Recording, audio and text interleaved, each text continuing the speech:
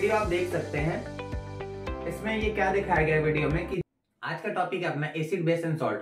होता क्या है, एक एक कर हम लोग जानेंगे।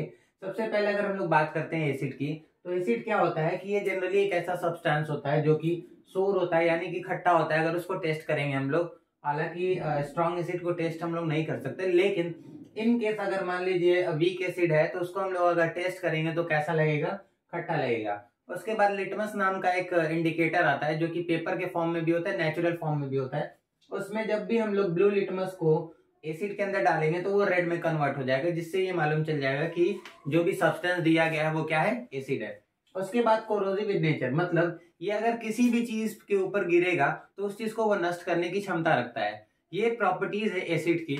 और एक और प्रॉपर्टी होती है, एसिड जो होता है वो H+ आयन को निकालता है। वो जब भी लिबरेट करेगा, कौन सा लिबरेट करेगा, H+ आयन लिबरेट करेगा।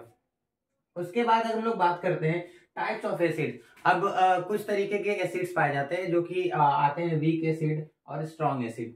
वीक एसिड टार्टेरिक एसिड हो गया, सिट्रिक एसिड हो गया, ऐसी एसिड जो कि नींबू में पाया जाएगा, लेमन में, या फिर आपके इमली में पाया जाता है।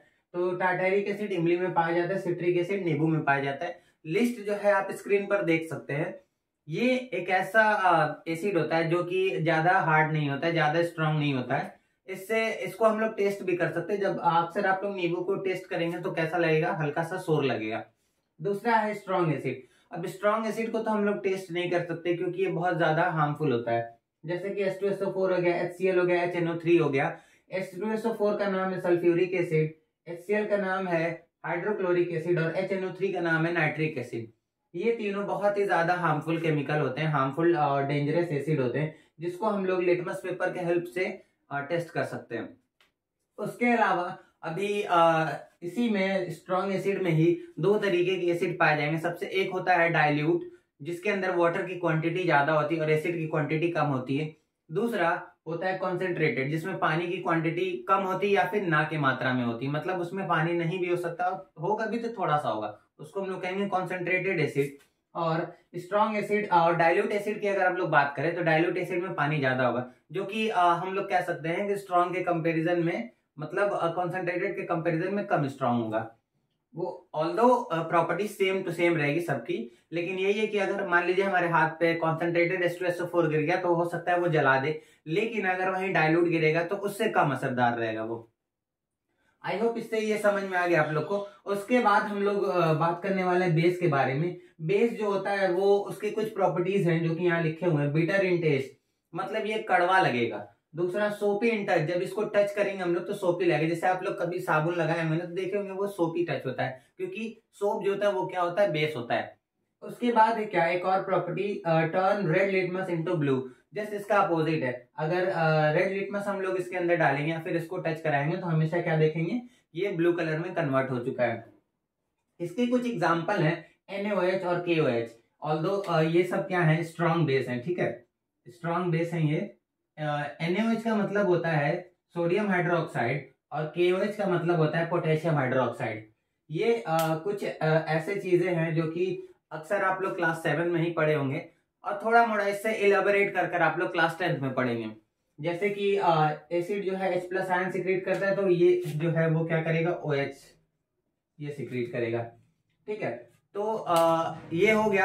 अब हम लोग बात करेंगे कैसे इसको हम लोग टेस्ट करें कि जो कि गिवन चीज है वो क्या है, एसिड है कि बेस है, वो हम लोग जानने वाले हैं। कैसे ये टच करेंगे हम लोग, कैसे मालूम चलेगा हम लोग को कि वो एसिड है या फिर बेस है। जो भी सब्सटेंस हम लोग को दिया गया है, कैसे वो एसिड रहेगा या फिर कैसे बेस रहेगा, कुछ इंडिकेटर्स, कुछ पैरामीटर्स हैं जो कि एक एक करके डिस्कस करेंगे हम लोग। इंडिकेटर्स क्या होते हैं, ये एक ऐसे सब्सटेंस होते हैं, ऐसे मटेरियल होते हैं जो कि हमको बताते हैं कि जो भी सब्सटेंस है वो एसिड है कि बेस है। अब जनरली हम लोग दो तरीके के इंडिकेटर्स ज्यादातर हम लोग यूज करते हैं। सबसे पहला है लिटमस। अब लिटमस की बात करें हम लोग तो ये दो तरीके के होते हैं। सबसे पहला आता है रेड लिटमस, उसके बाद दूसरा आता है ब्लू लिटमस। ऑल्दो हम लोग इसको पेपर के फॉर्म में बना रहते हैं, हम लोग पेपर के फॉर्म में लिए रहते हैं। रेड लिटमस क्या करता है, बताता है कि हम लोग को the substance which is given is acid, और ब्लू लिटमस क्या करता है, हमको बताता है the substance which is given is what, base. ये हम लोग यूज करते हैं litmus to identify whether the given substance is base और एसिड और बेस। उसके अलावा टर्मरिक, जो कि हम लोग के घरों में अक्सर पाया जाता है, टर्मरिक भी एक अच्छा इंडिकेटर होता है। ये जब बेस की हम लोग बात करेंगे तो बेस में ये क्या हो जाएगा, रेड हो जाएगा, और एसिड में क्या हो जाएगा, ये कलरलेस रहेगा।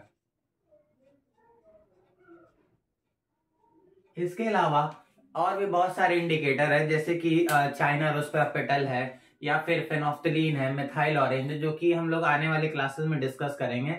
अभी चूंकि वीडियो लंबा हो जाएगा, इसी वजह से हम लोग केवल दो को, मेनली जो दो होता है उसके बारे में डिस्कस करने वाले हैं, लिटमस और टर्मरिक के बारे में। तो लिटमस जो होता है वो रेड लिटमस हमेशा किसको बताएगा, एसिड को। अगर ब्लू लिटमस रेड में कन्वर्ट हो जा रहा है तो इसका मतलब क्या है, एसिड है। अगर रेड लिटमस ब्लू में कन्वर्ट हो जा रहा है इसका मतलब क्या है, बेस है। टर्मरिक जो कि अगर बेस रहेगा तो वो रेड में कन्वर्ट हो जाएगा, एसिड रहेगा तो कलरलेस रहेगा।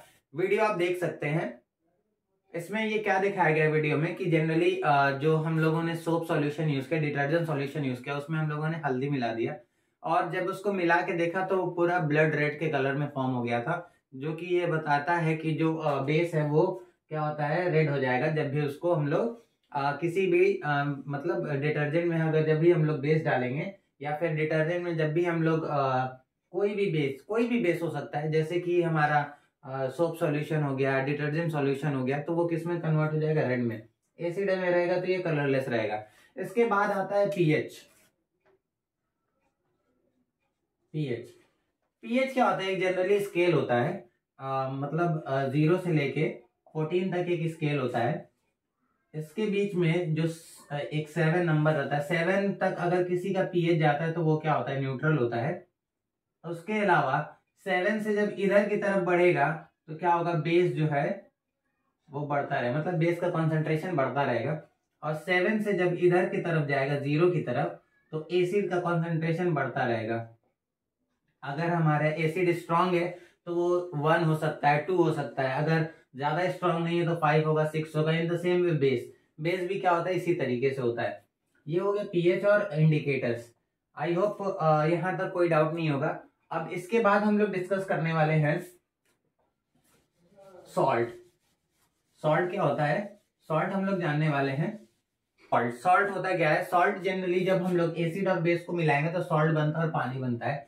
यहाँ पर हम लोग एक एग्जांपल लिए HCl जो कि एसिड में लिए हैं, और NaOH हम लोग बेस का एग्जांपल लिए हैं। तो जब इन दोनों के बीच में रिएक्शन होगा तो हमेशा NaCl बनेगा। NaCl होता है कॉमन सॉल्ट जिसका नाम है सोडियम क्लोराइड, और साथ ही साथ वाटर बनेगा। और इसी रिएक्शन को हम लोग कहते हैं न्यूट्रलाइजेशन रिएक्शन। ये एक ऐसा रिएक्शन होता है जब एसिड और बेस मिलकर सॉल्ट और पानी बनाते हैं। तो जनरली न्यूट्रलाइजेशन रिएक्शन होता है वो एक्सोथर्मिक होता है। अभी एक्सोथर्मिक किस चिड़िया का नाम है, एक्सोथर्मिक का मतलब होता है कि ऐसा रिएक्शन जिसमें हीट जो है इवॉल्व हो, मतलब हीट जो है वो निकले। अगर एक्सोथर्मिक रिएक्शन आप लोग कराएंगे, अगर HCl और NaOH को मिलाएंगे और टेस्ट ट्यूब को अगर आप टच करने वाले हैं, तो अगर आप टच करेंगे टेस्ट ट्यूब को तो देखेंगे कि वो टेस्ट ट्यूब क्या हो गया है, हीट हो गया है। उसी को हम लोग कहते हैं एक्सोथर्मिक रिएक्शन, मतलब हीट जो होगा इसमें से बाहर निकलेगा। और न्यूट्रलाइजेशन रिएक्शन का बहुत सारे एग्जांपल है, बहुत सारी चीजें होती है जो कि हम लोग अपने डेली लाइफ में यूज करते हैं। सबसे पहला हम लोग यूज करते हैं इनडाइजेशन में। जब भी अगर इनडाइजेशन हो जाता है तो हमारे स्टमक के अंदर एसिडिटी जो होता है वो बढ़ जाता है, और जब एसिडिटी बढ़ जाता है उस कंडीशन में हम लोग लेते हैं milk of magnesia. Milk of magnesia, या फिर हम लोग जनरली जो दुकानों पे मिलता है इनो हम लोग ले लेते हैं। उसके अलावा इनडाइजेशन के अलावा हम लोग को जब चीटी काट लेते हैं तो चीटी के अंदर क्या होता है, फॉर्मिक एसिड प्रेजेंट होता है, उसमें हम लोग बेकिंग सोडा रगड़ देते हैं। जब से बेकिंग सोडा हम लोग उस पर लगा देंगे तो वो क्या करेगा, न्यूट्रलाइजेशन रिएक्शन कर देगा, जिससे तुरंत हम लोग को रिलीफ मिल जाएगा। और इसके अलावा बहुत सारे एग्जाम्पल हैं जो कि हम लोग न्यूट्रलाइजेशन रिएक्शन हम लोग जो डेली लाइफ में हम लोग देखते हैं। न्यूट्रलाइजेशन रिएक्शन का सबसे पहला डेली लाइफ यूज है इंडाइजेशन में। फिर अगर आंट अगर बाइट कर लेती है, या फिर स्ट्रिंग हम लोग को लग जाता है बीज का, तो उस कंडीशन में फॉर्मिक एसिड प्रेजेंट करते हैं, वो फॉर्मिक एसिड रिलीज हमारे बॉडी में करेंगे। अगर बेकिंग सोडा, क्योंकि बेकिंग सोडा बेस होता है, उस कंडीशन में हमारे वो जो दर्द है उसमें रिलीफ मिल जाएगा। और उसके अलावा जो एक्सोथर्मिक रिएक्शन होता है, हमेशा याद रखिएगा दो तरीके का रिएक्शन होता है। सबसे पहला एंडोथर्मिक, दूसरा एक्सोथर्मिक। एंडोथर्मिक का मतलब होता है हीट जो होता है वो एब्जॉर्ब हो जाएगा, और एक्सोथर्मिक का मतलब होता है हीट जो है मतलब हीट जो है इवॉल्व होगा। तो हमेशा न्यूट्रलाइजेशन रिएक्शन जो होता है वो एक्सोथर्मिक होगा। और पूछा जाएगा वाई, बिकॉज या फिर ऐसा पूछ सकता है क्वेश्चन में कि how does neutralization reaction is exothermic, means how you can say that whether the neutralization reaction is exothermic. तो इसका एक सिंपल सा है, अगर न्यूट्रलाइजेशन रिएक्शन किसी टेस्ट ट्यूब में परफॉर्म हो रहा है या फिर हम लोग किसी टेस्ट ट्यूब में न्यूट्रलाइजेशन रिएक्शन करा रहे हैं, उसको हम लोग जब टच करेंगे तो वो गर्म हो जाएगा, हल्का सा हीट हो जाएगा, slightly it will be heated up. तो उससे हम लोग क्या पता कर लेंगे कि the neutralization reaction is what, exothermic reaction. Hope so ये वीडियो जो है आपके लिए अच्छा लगा। ऐसे ही शानदार वीडियो देखने के लिए हमारे चैनल को सब्सक्राइब कर दो, इस वीडियो को लाइक कर दें।